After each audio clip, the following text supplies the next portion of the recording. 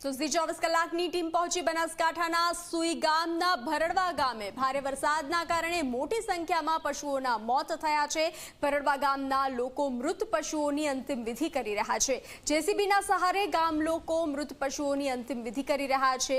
હજુ પણ ગામમાં તંત્ર ન પહોંચ્યું હોવાનો ગામ લોકો આક્ષેપ લગાવી રહ્યા છે।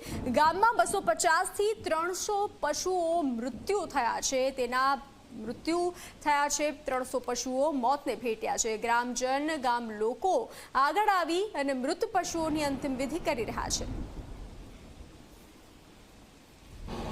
સુઈગામ પંથકની અંદર ભારે વરસાદ પડ્યો અને આ વરસાદે ભારે તારાજી સર્જી હતી। જો કે આ તારાજીના કારણે અનેક પશુઓ છે તે પશુઓના મોત થયા હતા। હજારોની સંખ્યામાં પશુઓના મોત થયા છે।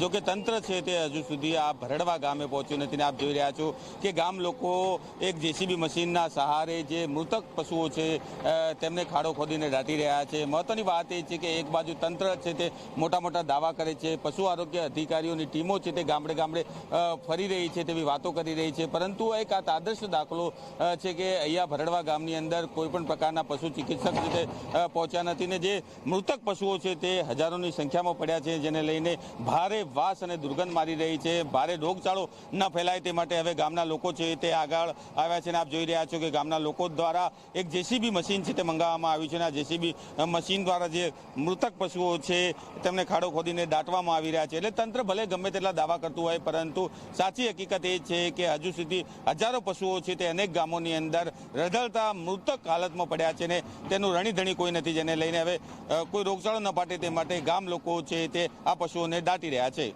અલ્કેશ રાવ, જી મીડિયા, બનાસકાંઠા।